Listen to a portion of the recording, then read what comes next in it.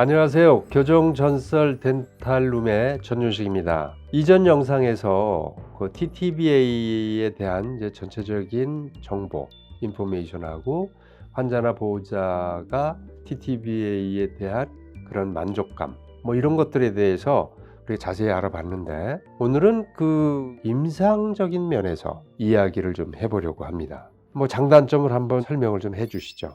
TTBA는 이제 주로 가철식으로 많이 사용을 하고 있고요. 특별한 경우에 이제 혼합식을 사용을 할 수가 있는데, 가철식을 주로 사용하는 이유는 환자들이 받아들이기에 편안한 면이 있기 때문에 주로 사용을 합니다. 심각한 케이스나 특별한 고려가 필요할 때는 혼합식을 사용을 할 수가 있는데, 혼합식은 위쪽만 주로 고정식으로 사용을 하고요. 아래는 가철식으로 사용을 합니다. 고정식을 사용을 할 때는 본디드 타입이 있고 밴디드 타입이 있는데요. 본디드는 접착제를 이제 붙이는 타입이고, 밴디드는 여기 모델에서 보시는 것처럼 밴드로 둘러싸서 치아를 둘러싸서 이제 하는 타입인데요. 본디드 같이 접착제가 치아에 전체적으로 발라져 있는 경우에는 면적이 크기 때문에 위턱을 잡아당기는 힘이 훨씬 더 큰 것 같아요. 그래서 치료 끝나고 나서 내가 주걱턱이 정말 치료가 잘 됐어, 우리 아이가 정말 좋아졌어, 이렇게 만족을 느끼시는 경우에는 대부분 본디드 타입이었던 것 같고요. 밴디드 타입 같은 경우는 나사를 돌리면 악궁이 확장이 되거든요. 확장이 되면서 교합이 조금 더 안정화가 될 수 있어요. 왜냐하면 주걱턱 같은 경우는 위턱이 좁아져 있는 경우가 많거든요. 그래서 확장을 시켜주면서 교합도 안정화시키고 치아가 나올 수 있는 공간도 확보해 주기 때문에 좁은 경우에는 밴디드 타입을 많이 사용을 한다, 이렇게 보시면 되겠습니다. 그 아까 가철식 그로 했을 때 하골 하후방 회전이 일어나면서 주걱턱이 해소가 되면 이제 그 유지력이 떨어지는 것은 비학적으로 보면 피할 수 없는 상황인데, 그 유지력 보강을 위해서 소위 릴라이닝이라고 하는 것이 꼭 필요하잖아요. 그거 어떻게 하시는지 설명을 좀 해주시죠. TTBA 장치의 릴라이닝에 대해서 설명해 드리겠습니다. TTBA 장치는 간혹 사용하다가 빠지는 경우가 있는데, 이때 릴라이닝을 해줘야 됩니다. 릴라이닝은 보철과에서 사용하는 템포라리 레진을 주로 사용합니다. 우선 액체를 먼저 준비하고요. 액체가 다 촉촉히 젖을 정도로 레진을 뿌려줍니다.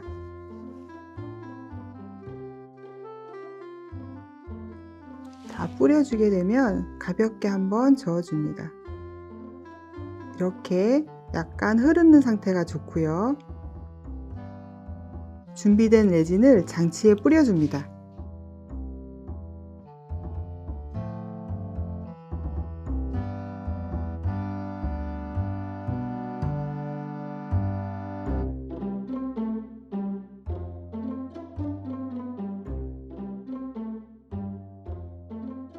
자, 이렇게 레진이 다 준비가 되었고요. 이 상태에서 바로 구강내로 넣게 되면 냄새가 많이 나서 어린이들이 힘들어합니다. 그래서 우선 겉에서 겉돌고 있는 액체를 가볍게 말려줍니다. 이렇게 말려주게 되면은 액체가 많이 증발을 하고 역한 냄새가 조금 덜 나게 되고요. 이 상태에서 최종적으로 넣을 시기를 조율하게 되는데, 레진이 뭉치면서 도우 스테이지가 되었을 때, 지금 이제 도우 스테이지가 됐거든요. 이때 이제 넣으시면 되겠습니다. 이렇게 꽉꽉 눌러주시고요. 다시 한번 빼줍니다. 이렇게 다시 한번 더 넣어주시고 빼줍니다. 이렇게 여러 번 넣었다가 빼게 되면은 삽입 철거로가 인기가 되어서 나중에 트리밍하는 양이 줄어들게 됩니다. 이렇게 다 인기가 된 상태에서 뜨거운 물에 넣거나 찬물에 넣지 않고 그대로 굳히기를 기다리고 있습니다. 뜨거운 물에 넣게 되면 장치가 변형이 되면서 맞지 않는 경우가 있기 때문에 이 상태로 10분 정도 기다렸다가 삐져나온 레진만 정리를 해주면 되겠습니다.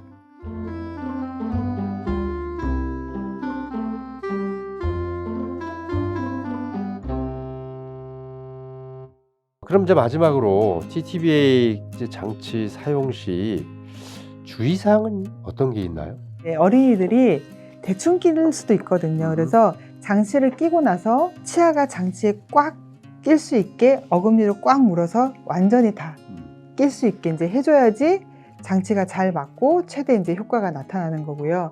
주걱턱을 치료를 했는데 다시 재발되면 어떡하나, 사춘기, 최대 성장기 때 또 턱이 나오면 어떡하나 걱정하시는 부분이 많은데, 대부분 이제 그걸 예상을 하고 있기 때문에 조금 더 과수정을 합니다. 앞니를 딱 맞추는 게 아니라, 어금니도 딱 맞추는 게 아니라 조금 더 이제 과수정을 해드리고요. 저는 사실 주걱턱 치료를 많이 권하는 편이거든요. 그래서 나중에 수술을 하더라도 이 주걱턱 치료를 받게 되면은 그 수술의 난이도를 줄여줄 수 있다. 뭐 10mm 수술할 거를 5mm나 4mm로 줄여주는 것 자체가 굉장히 큰 의미가 있을 수가 있다. 많이 이제 추천을 해드리는 편이고요. 시작하기 전에 수술을 할 수 있다라고 반드시 이제 말씀을 드리는 편입니다. TTBA는 주걱턱이 1차적인 치료이기 때문에 나중에 성장이 완료된 후에 2차 교정을 할 수가 있고, 2차 교정을 피하기 위해서는 유지장치를 이제 잘 껴줘야 된다라고 이제 말씀을 드립니다. 주걱턱 치료에서 제일 피해야 될 게 뭐냐면 소위 개방교합을 가진 주걱턱이죠. 입이 벌어져 있는 주걱턱이 있어요. 그런 사람은 치료 잘못하면 계속 입이 더 벌어지기 때문에 가능하면 하지 않는 것. 그런 환자들이야말로 치료를 애초에 시작하지 않는 것. 그게 바람직하다. 나는 그렇게 생각을 합니다.